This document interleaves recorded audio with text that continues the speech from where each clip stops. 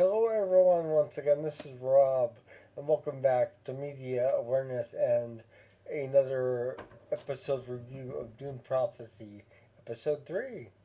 Before I continue, however, a reminder the fundraiser continues. For those of you new to my channel or unaware, I am a disabled individual and I use a motorized wheelchair slash scooter all day, every day for my independence, and I need your help. My insurance will not cover anything with regard to my scooter, as they view it as a quote luxury item, end quote. Despite the fact that I am unable to walk whatsoever, in addition to being unable to use any other type of power chair, or even a standard wheelchair for that matter, as I only have limited dexterity in one hand. In addition to that, I do not have a backup scooter or wheelchair to rely on, so if this malfunctions, as it recently did, I will yet again be a fish out of the water, a scenario I want to avoid at all costs. With that stated, I do have a spot fund account linked below. It is a fundraiser. It's linked directly below the title in the description, as well as in a separate section below that, below the information actually pertaining to the video itself. Any and all support is welcome. Even $5 or $10 adds up and goes a long way. And I have two goals in mind at the current time: the ongoing refurbishing of my existing scooter, as well as the purchase of a new scooter. I've come to this conclusion as a result of recent events. My scooter itself had malfunctioned, and the battery charging mechanism needed to be replaced entirely. And for roughly 2 weeks, I had to rely on family and friends to push me around my own home, severely limiting my independence. And although I'm not 100% independent, I do pride myself on the things that I can do. And I do not want to find myself in a situation once again where I do not have the ability to do things on my own. Therefore, I am reaching out to you, the viewers, to help out. Any and all help is welcome, and I truly mean that. I'm going to use what comes into the fundraiser to both recoup the losses due to the fundraiser itself and due to the actual repairs I need to do on the scooter, as well as to obtain more parts to continue the refurbishing and save for a new scooter on top of that. So please, if you can, also like and share my video. Let me know your thoughts below on this series thus far. If you have watched it, if you intend to watch it, if you have any thoughts on the extended universe or expanded universe of Dune itself, or what your thoughts are on that. So, with all that stated, also please subscribe to my channel if you're not already subscribed and become part of the Media Awareness family. I'd love to have you. Also, like and share, and just put my channel out there. I'd love to get more views and get more exposure. So please do what you can.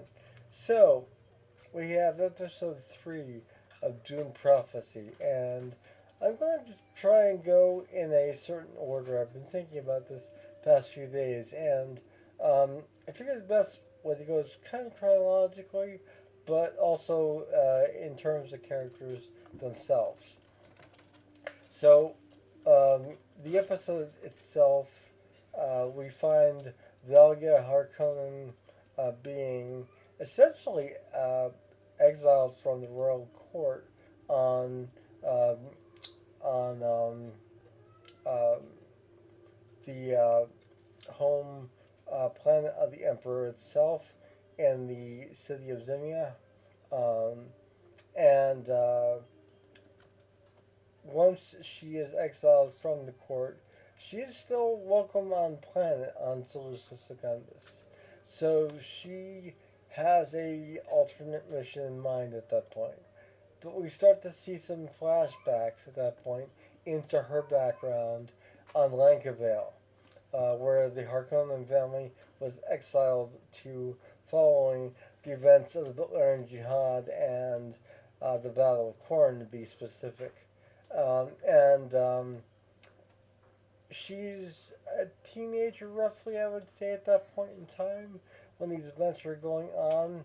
At least that's what we can speculate. And her brother Griffin and her and her sister Tula are all quite uh, scorned by the Landrad themselves and by, in particular, they have this real hatred of the Atreides because of what happened at the end of the war. So, uh, Valia basically expresses to her family her disdain for the Atreides, and her brother Griffin vows to basically right the wrongs and restore the name of their family in uh, in royalty. And next thing we know, Griffin's body is brought back, and uh, apparently he was killed by Vorian Atreides. At least that's how it's stated. So yes. So my cat agrees. So at that point in time, we uh, have another flashback with um, Valia with the uh, grieving for her brother's passing, um, and her elders in her family really don't understand her real hatred and reasons for wanting to restore the family name. So at that point in time, we flash to Tula. And at the end of episode 2, we had thought that Lila, who had undergone the Bene Gesserit ritual to uncover her past memories by using the Rossack drug at this point in time. We thought that she was dead, but she's not. She's in a drug induced coma. And she is basically uh, declared unreachable at that point. They've done everything they can to reach her, and uh, the other mothers at the sisterhood are basically pleading with Tilda to let her go. And they have a real nice sort of farewell from her classmates, and it's quite touching actually. Um, but in the midst of this, we have a flashback from Tula's point of view, and she'd gone to basically finish what Griffin had started with regard to the Atreides family. And she ends up involved with romantically an Atreides family member. And he asks her to marry him. And she agrees, but at that point he realizes that things are silent outside. And his family was outside celebrating, and um, basically he goes out there and finds that they're all dead. Um, and presumably it is from uh, something that she had done with uh, drugs of some sort, as she did come prepared with lots of different things at her disposal, one of which she used to save one of their horses. So we understand that she has a vast knowledge of chemistry at that point in time, and has no doubt also learned a lot from her family as well. So, or at that point, I would say Tula ends the life of her very, very short um, engagement by killing her fiance. And there is a message that is coded that she had sent to Valia, who is on Wall 9 at the Sisterhood complex being trained. And uh, the Reverend Mother had called Valia to her after really taking her in and showing her secrets that were only for those who the Reverend Mother Raquel truly trusted. And she confronts Valia and says, you need to take care of what you need to do with your family first, and then decide whether or not you want to be part of the sisterhood or not. And Valia was supposed to undergo the agony with one of her classmates at that same time, uh, and Dorothea, who we saw in the first episode, and we saw how that turned out. But we see that Dorothea is very arrogant, very pompous, even back then, and very sure of herself. And um, when Valia leaves to go home, she goes to see her family, and she shows her family her hidden talent of the voice and using the voice to manipulate people's actions and reactions. And they deem her a witch. And she goes outside and she takes the drug to induce the agony.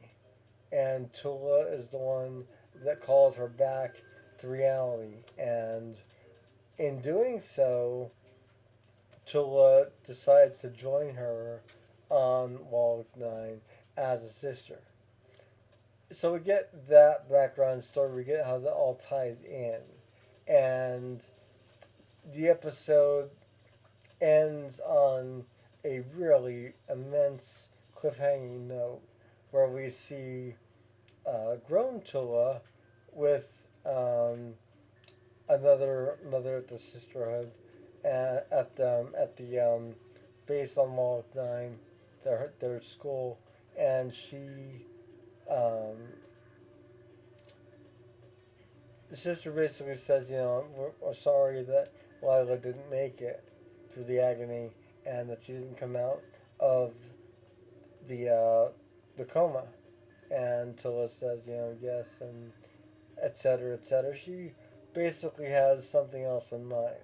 And we see her going through the tunnels that previous to that we saw Raquel showing Valia the secrets hidden within.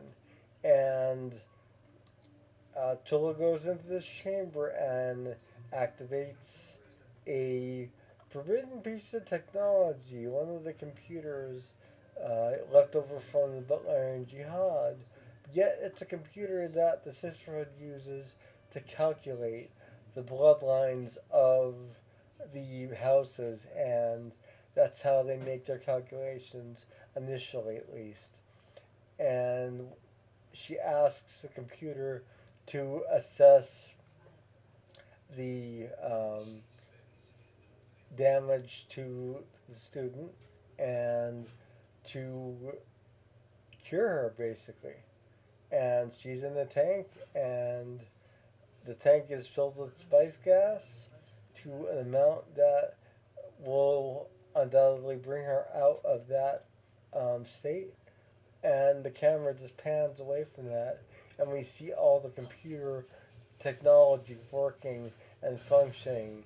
And that is how we end off episode 3 of Dune Prophecy. Um, and as previously stated in episode 1 and 2, the computers by this point in time are not welcome. They are not trusted. But Raquel knew that that was the only way for the immense calculations to take place over the generations to calculate bloodlines and to bring about the eventual Kwisatz Haderach.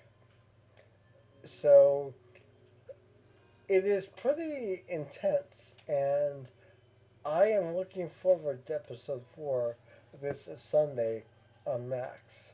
It premieres at 9 p.m. Eastern Standard Time, and in the U.S. here, I will probably be watching it either Friday evening or Monday morning, and doing a review promptly thereafter. Um, this week has been slightly crazy, some redecorating and some um, rearranging in my household, along with um, uh, different household changes that have been going on. So this review is delayed by a few days, but I wanted to get this up before we got to episode 4, and episode 4 looks to be a complex episode from the preview we saw at the end of episode 3. So, with all of that stated, I hope that you will all consider once again donating to the fundraiser. Any and all help is welcome, and I really would appreciate you guys considering that. And once again, give me your thoughts. You can also reach me via my email address in the description, or via my Facebook link also in the description. There's also the Amazon Media Awareness wish list where you can pick and choose items for me to unbox, review, etc. This is Rob, and I will return very soon, and I will see you all soon. Have a wonderful morning, noon, or night, wherever you are. May the spice flow.